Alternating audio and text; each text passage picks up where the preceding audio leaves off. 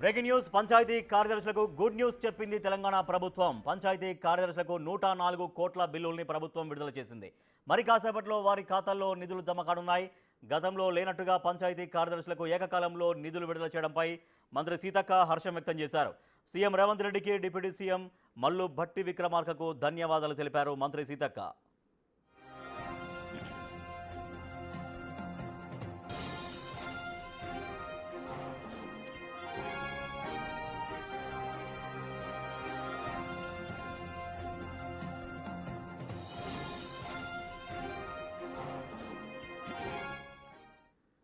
పంచాయతీ కార్యదర్శులకు good news చెప్పింది తెలంగాణ రాష్ట్ర ప్రభుత్వం. పంచాయతీ కార్యదర్శులకు 104 కోట్ల బిల్లుల్ని ఏకకాలంలో విడుదల చేసింది ప్రభుత్వం.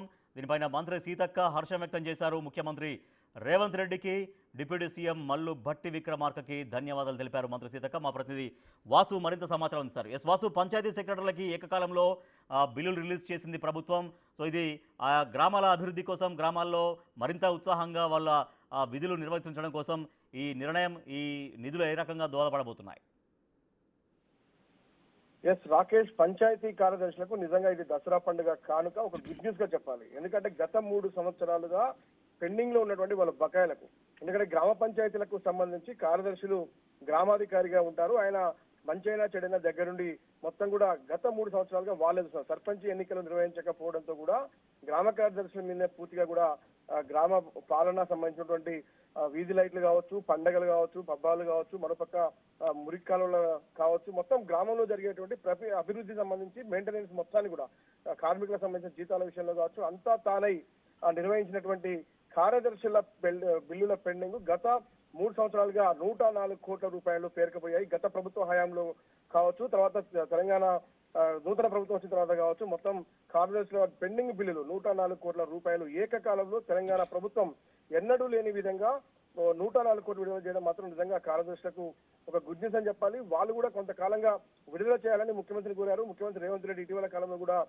సీతక్క కూడా ముఖ్యమంత్రికి విన్నవించింది. గ్రామాల్లో ఉన్న నెలకొన్న పరిస్థితులు కావచ్చు, వాళ్ళు సొంత డబ్బులు కూడా వినియోగించి పనులు చేసిన నేపథ్యం కావచ్చు. కాబట్టి తెలంగాణ ప్రభుత్వం పరిశీలించిన తర్వాత కూడా ఖచ్చితంగా తెలంగాణ గ్రామ కార్యదర్శులకు సంబంధించి కూడా ఇమీడియట్లీ ఈ బిల్లులు చెల్లించాలని ప్రభుత్వం భావించింది. కాబట్టి డిప్యూటీ సీఎం మల్లు భట్టి విక్రమార్కతో చర్చించి సీఎం రేవంత్ రెడ్డికి సంబంధించి కూడా మొత్తం 104 కోట్ల రూపాయలు రాష్ట్ర వ్యాప్తంగా పేరుకుపోయిన పెండింగ్ బిల్లులు కార్యదర్శులకు చెల్లించడం జరిగింది. దీంతో మంత్రి సీతక్క, పంచాయతీరాజ్ గ్రామీణాభివృద్ధి శాఖ మంత్రి సీతక్క ధన్యవాదాలు కూడా తెలపడం జరిగింది ముఖ్యమంత్రి రేవంత్ రెడ్డి భట్టి విక్రమార్కకు సంబంధించి.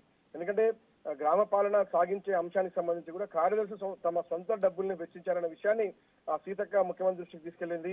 కాబట్టి ఇప్పటి వరకు కూడా రాష్ట్ర వ్యాప్తంగా 104 కోట్లు, ఎందుకంటే అక్కడ స్కూళ్లకు సంబంధించినటువంటి చిన్న చిన్న విషయాలు కావచ్చు, అంటే వాళ్ళ స్థాయిలో ఉన్నంత మేరకు కూడా సొంత డబ్బులు వెచ్చించిన అంశానికి సంబంధించి దాదాపు 104 కోట్ల రూపాయలు ఏకకాలంలో కూడా పంచాయతీ గ్రామ కార్యదర్శులకు ప్రభుత్వం విడుదల చేసింది. మరి కాసేపట్లోనే వాళ్ళ ఖాతాలో ఈ డబ్బు జమ కాబోతా ఉంది.